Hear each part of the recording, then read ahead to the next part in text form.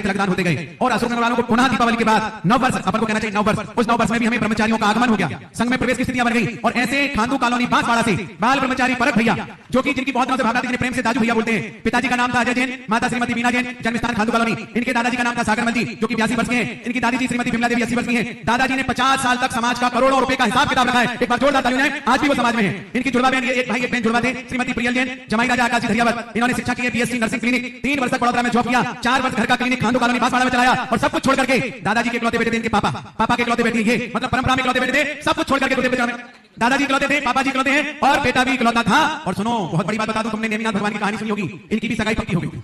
इन्होंने कहा नहीं, सगाई हो गई तो हो गई, लेकिन मुझे मोक्ष मार्ग में जाना है, छोड़ करके नेमिनाथ के इतिहास को दोहराया। जोरदार ताली हो जाएगा।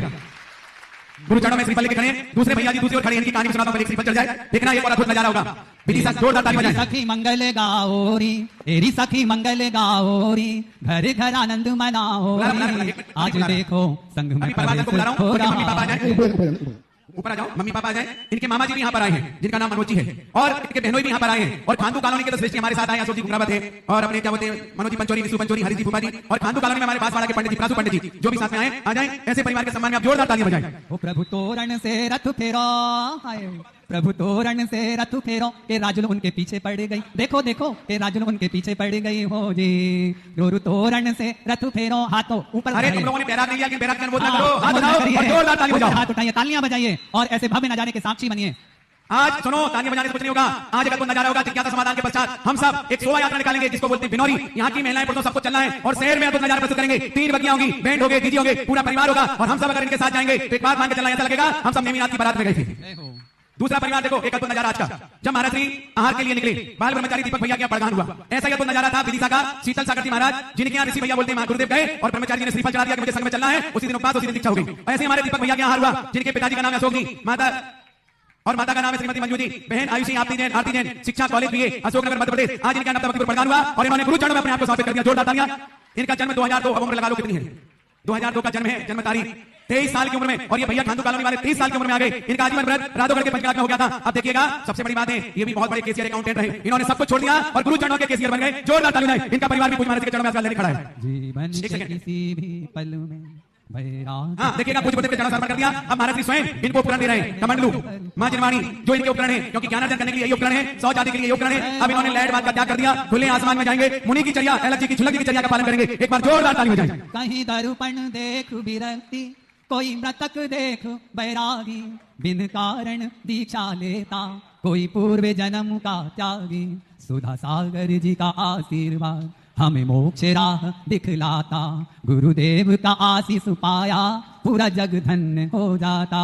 गुरुदेव गुरुदेव गुरुदेव गुरुदेव गुरुदेव, ऐसे ही संत गुरुवर विद्यासागर जी न्यारे, इस कालों को जो लगते हैं। सुनो, ये दोनों भैया जी ने आज मैंने ब्रह्मचर्य व्रत और संघ में प्रवेश किया है। जितने लोग यहाँ बैठे हैं, सब लोग इनके आगमन पर नौबान नो कर्म का कायसर करें, विशुद्धि बढ़ाएं, भावना भाई कि बहुत जल्दी दीक्षा हो और हम सब इनको मुनि महाराज के रूप में जल्दी से जल्दी देख सकें। ऐसी भावना के साथ कायसर करें।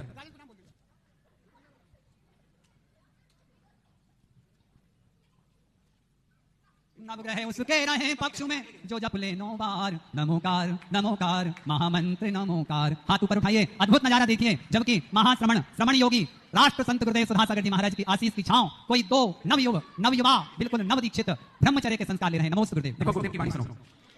लेकिन कोई काम जब गुरु के आशीर्वाद से होता है, ये कार्य मैंने जीवन में कभी सोचा नहीं था, लेकिन गुरु ने 3 बार बुला के कहा कि यह कार्य तुम्हें करना है और ब्रह्मचारियों को तैयार करके आगे बढ़ाना। और मैं कई बार इस संस्मरण सुना चुका हूँ कि आचार्य सिंह ने किस ढंग से आज उन्हीं की प्रेरणा, उन्हीं की बरद है, उन्हीं के अंदर से दिया हुआ आशीर्वाद है कि ब्रह्मचारियों का एक निरंतर आना बना हुआ है। ये दोनों ब्रह्मचारी, और हम देखो कोई भी ब्रह्मचारी को, अनजाने ब्रह्मचारी को नहीं ले पाता। अब कोई आता है तो मैं सोचता हूँ भाई जमानत क्या है तुम्हारी, तो या तो उनके माँ बाप को बुला लेता हूँ।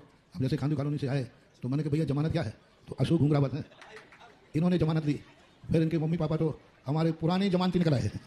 हाँ, इनके पहले ही से, इस बच्चे के पहले ही से इनके पापा हमारे परम भक्त में रहे हैं।